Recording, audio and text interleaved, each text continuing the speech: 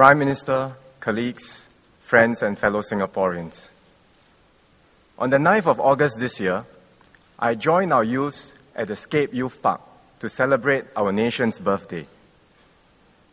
I missed out on the mass displays and fireworks at the parade. But there was just as much energy at the youth event, especially when our young Singaporeans all stood together to say the pledge and to reaffirm their commitment to the nation. The pledge resonates strongly with all of us. Maybe it's because we grew up reciting it in school. But at a basic level, it's an expression of our values and ideals. It's a promise that every Singaporean, whatever our race, language, or religion, will strive to achieve happiness, prosperity, and progress for all. Singapore is still a work in progress, but we have come far in achieving these ideals. Tonight, I want to talk about achieving happiness by creating opportunities, enhancing the quality of life, and building strong communities. We have invested in our people and tried to give every child the best possible head start. Children today grow up with far more opportunities than their parents. In schools, they take part in many enrichment programs and activities in the arts, music, and sports. Some of you may know that I play the guitar. Or when I was in college, I used to go busking just to earn some extra money. But I had no formal lessons, and I had to learn how to play myself. I wish I were back in school, because at Bendemeer Primary, all students are taught not only the guitar, but also the keyboard and the xylophone. I recently got the chance to catch the students in action. And as you can see, they are really enjoying themselves. One of them said that without this program in school, he would not have had the chance to learn a musical instrument. But now, he's discovered his love for music and has in turn become more confident. Beyond our schools, we are also doing more at the ITE, polytechnics, and universities to develop the talents of each and every student. I've spoken to many young Singaporeans, and I know they have a great desire to attend university. So over the past few months, my colleagues and I have been looking at how we can expand university places for Singaporeans. We've heard you, and we are taking action. We will launch new degree programs. They will have a strong applied focus and close links with industry, and the Prime Minister will elaborate on this later in his speech. A world-class education will enable our youth to achieve success in the global economy. But we are also looking to enhance the quality of life. That's why we are investing in the arts, culture, and sports. These are important areas for us. They provide platforms for leisure, for expression, and self-improvement. As a young student, this was back in the 80s, I used to read reports of Singapore being dull, boring, and sterile. Perhaps some of you remember reading those reports too. Today, words like fun, hip, and exciting are better used to describe us. We have an exciting calendar of arts and cultural performances and a full schedule of sports events for all to enjoy. The new Ministry of Culture, Community and Youth, or MCCY, will continue to build on this to further strengthen Singapore as a center for the arts, culture, and sports. This will not only enhance Singapore's dynamism, but also add color and diversity to our lives. So I urge everyone to participate actively. Let me say a few words in Mandarin on the new ministry and some of its priorities. 大家晚上好。今年11月新设立的文化、社区及青年部将正式投入工作。我们的一个重要任务是推动艺术和文化事业，其中民族文化和传统艺术的推动更是工作的重点。我国的华社在文化事业的努力10年如一日，在音乐、舞蹈、戏剧、绘画和书法等方面都做出了宝贵的贡献。他们不但培养了许多文化人才，也丰富了大众的精神生活。在这方面，政府已经拟定了一套推动传统文化艺术的计划。我们希望通过和各个社群的配合，使多元的传统文化艺术不断发扬光大。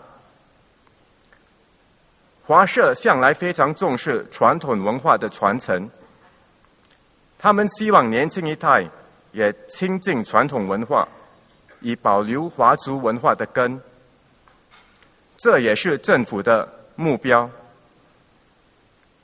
我们的社会变化非常快速，我们应该加倍努力，保留并推广优良的传统价值观，比如说敬老尊贤、诚信对人、精忠报国、饮水思源等等。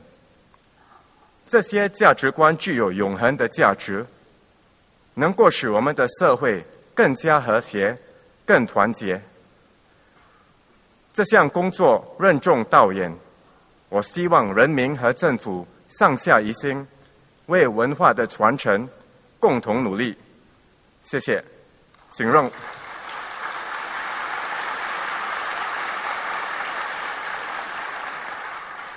让我继续用英语发言。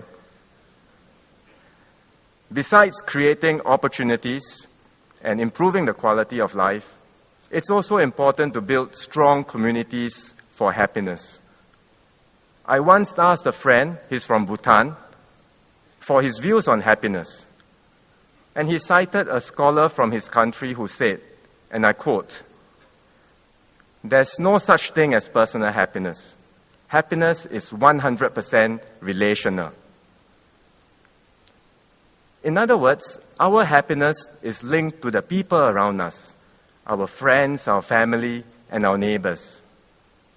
And in fact, many studies show that personal happiness depends on our interactions with the people in the community.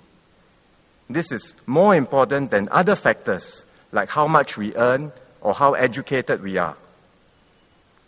Unfortunately, today, despite emails and social media, we somehow feel less connected socially. It is a paradox of modern living, not just in Singapore, but also in cities around the world. I'm sure many of us can relate to this. When I was growing up, I remember the strong bonds between neighbors in our HDB estate. When one was in trouble, the others would pitch in to help. Once, when my family was locked out of our house, our neighbors all rallied to our side. They brought spare keys to try and open the door, and a huge saw to cut through our padlock. One brave man even offered to climb through our balcony window to help us get in. And I should tell you that we lived on the 21st floor. So who says Singaporeans are kiasi? Today, you can still see neighbors greeting and helping one another in the HDB estates. But many feel that we have somehow lost a bit of the kampong spirit. So one of my priorities at MCCY is to strengthen community bonds and to widen and deepen the linkages among our people. We want to encourage Singaporeans to come forward for a shared purpose. Our role will be to empower, facilitate, and support initiatives from the ground. So if there's something you want to do for the community, if you need resources and information, we will do our best to support you. I've talked about the pledge, the ideals in the pledge, and what the government can and will do to realize these ideals. But the most important factor is not the government. Rather, it is us, we the people, we the citizens of Singapore. In the last few decades, we have achieved much. But these achievements have not been built on the back of one individual or even one community. They have been achieved through our collective efforts. So whatever our race, language, or religion, we must continue to work together to overcome the challenges ahead, achieve our goals, and build a stronger Singapore. I feel a sense of optimism whenever I meet and talk to young Singaporeans. Many are actively involved in civic causes and community projects. Like the group of young Singaporeans who felt that more needed to be done about graciousness on public transport. So they got together and they started a movement called Stand Up for Our Singapore. You can see them here, all 300 of them mobilizing. They traveled from train to train. They distributed badges and flyers, and they encouraged commuters to give up their seats to those who needed it more. And there are many others like that, who go out to help the aged, the handicapped, and the less fortunate, or who have set up their own organizations to advance causes they feel strongly about. And perhaps there's a lesson to be drawn from all this. And that is, happiness lies in our hands. We can choose to be happy when we reach out to others, when we do something worthwhile, when we serve a higher calling and purpose. So let us all participate actively in shaping our nation's future and building the Singapore we want. This is the spirit that will bind us together in spite of our differences. This is the spirit that will make us strong and help us reach further and higher as a nation. For alone, we can do little, but together, there is little we cannot do. Let's all work to achieve happiness, prosperity, and progress for our nation. Thank you.